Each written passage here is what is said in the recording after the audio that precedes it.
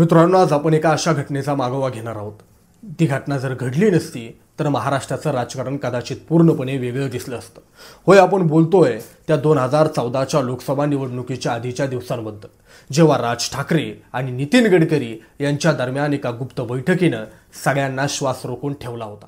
त्या बैठकीचं उद्दिष्ट काय होतं, कोण कोणाला भेटलं आणि का भेटलं, आणि सगळ्यात मोठं, एका पत्रकारामुळे ही सगळी युती कशी फसली, ही आहे त्या काळातली एक भन्नाट गोष्ट जी महाराष्ट्राच्या राजकारणात आजही कुजबुजत सांगितली जाते. 2014चं वर्ष म्हणजे भारतीय राजकारणासाठी वैनाचं वर्ष. नरेंद्र मोदी त्यावेळेस भाजपचे प्रचार प्रमुख झाले होते आणि देशभर अबकी बार मोदी सरकार असा नारा घुमत होता. भाजपाचा आत्मविश्वास हवेत होता आणि विरोधकांची पावलं डगमगत होती. महाराष्ट्रात त्यावेळी परिस्थिती थोडी गुंतागुंतीची होती. शिवसेना आणि भाजप ही जुनी युती अजून टिकून होती, पण दोन्ही पक्षांच्या नेत्यांमध्ये थंड युद्ध सुरू झालं होतं. आणि याच काळात राज ठाकरे म्हणजेच महाराष्ट्र नवनिर्माण सेनेचे नेते एका वेगळ्याच वाटेवर चालले होते. राज ठाकरेंचं व्यक्तिमत्व म्हणजे सरळ बोलणं, बिनधास्त विचार आणि महाराष्ट्र भीमाची झलक. तेव्हा त्यांनी गुजरातचा दौरा केला आणि मोदींचं कौतुक केलं. त्याचवेळी त्यांनी काँग्रेस राष्ट्रवादीवर जोरदार हल्ले केले, पण भाजपसोबत खुली युती नाही असंही स्पष्ट सांगितलं. लोक म्हणू लागले, राज ठाकरे मोदींच्या सोबत येणार का, मनसे भाजपच्या मदतीला धावणार का. पण खरी कथा वेगळी होती मित्रांनो. आधीच्या निवडणुकीत म्हणजे 2009 मध्ये मनसेचं इंचून जोरात धावत होतं. मुंबई, नाशिक, पुणे, ठाणे या शहरी भागात मनसेला प्रचंड प्रतिसाद मिळाला. 13 आमदार निवडून आले आणि अनेक ठिकाणी मनसेचे उमेदवार दुसऱ्या क्रमांकावर राहिले. हे यश छोटं नव्हतं. शिवसेना आणि भाजप दोघांनाही मनसे फॅक्टरचा मोठा फटका बसला होता.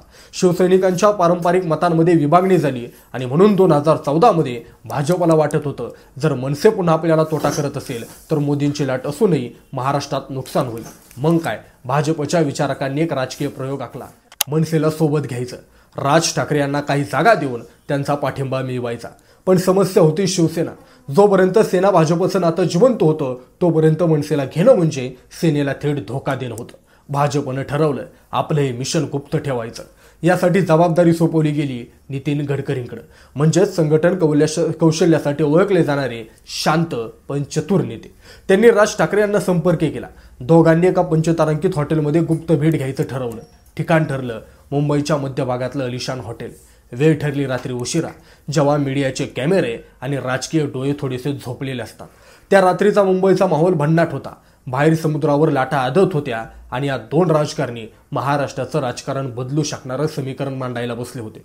गडकरी आणि राज ठाकरे हॉटेलच्या एका लिफ्टमध्ये शिरले. सगळं शांत, गुप्त, नीट टाकलेलं. पण मित्रांनो, राजकारणात गुप्त ही गोष्ट फार काळ टिकत नाही. लिफ्टचं दार बंद होण्याच्या आधी एका पत्रकारानं त्या दोघांना पाहिलं. होय, एका पत्रकारानं त्या क्षणी त्यांचे फोटो काढले आणि पुढच्या सकाळी ती बातमी सगळीकडे होती, नितीन गडकरी आणि राज ठाकरे यांची गुप्त बैठक. बस तेवढं झालं आणि सगळं समीकरण बिघडलं. शिवसेनेला ही बातमी कळाली आणि त्यांनी लगेच संताप व्यक्त केला. सेना म्हणाली, भाजप आमच्या पाठीमागे राज ठाकरेंसोबत सौदेबाजी करत आहे का. भाजप गोंधळली. गडकरींची भूमिका अवघड झाली आणि राज ठाकरे, ज्यांना मोदींचा विचार आवडत होता, तेही म्हणाले हे सगळं आता शक्य नाही. या घटनेनंतर राज ठाकरेंनी खुल्या शब्दात सांगितलं, मी मोदींच्या नेतृत्वाला पाठिंबा देईन, पण कुणाची उमेदवारी घेऊन नाही. म्हणजेच त्यांनी उमेदवार न देता मोदींना पाठिंबा देण्याचा निर्णय घेतला. ही भूमिका थोडी वेगळी पण प्रामाणिक होती. राजकारणात प्रत्येक निर्णयाचा परिणाम मोठा असतो आणि एका लिफ्टमधल्या क्षणानं महाराष्ट्राचं राजकारण काही वर्ष मागं टाकलं. काही वर्षांनी जेव्हा राजदीप सरदेसाई यांनी त्यांच्या the election that change India या पुस्तकात ही घटना लिहिली, तेव्हा त्यांनी हाच किस्सा सांगितला. राज ठाकरेंनी स्वतः त्यांना सांगितलं होतं, हो, एका पत्रकारामुळे ती बैठक गुप्त राहिली नाही. एका पत्रकारानं फक्त एक क्षण टिपला, पण त्यानं महाराष्ट्रातलं एक मोठं राजकीय समीकरण उलथवलं. आज 2025 मध्ये आपण बघतोय की राज ठाकरे पुन्हा चर्चेत आहे. सेना भाजप युतीमध्ये तणावामधल्या काळात झाला, त्यांची युती तुटली आणि आता मनसे आणि ठाकरे या दोन्ही पक्षांमध्ये संवाद आलाय आणि दोघे युती करतील अशी शक्यता आहे. इतिहास पुन्हा एकदा त्या वाहिन्यावरती आहे मित्रांनो. ही गोष्ट आपल्याला शिकवते की राजकारणात गुप्तता म्हणजे सत्ता, पण एक लहानशी चूक, एक लहानशी बातमी ती सगळं समीकरण कोलमोडून टाकते. 2014 मध्ये एका पत्रकारानं पाहिलेलं ते दृश्य फक्त एका क्षणाचं होतं, पण त्या क्षणानं महाराष्ट्राच्या राजकारणाचा पुढचं दशक ठरवलं.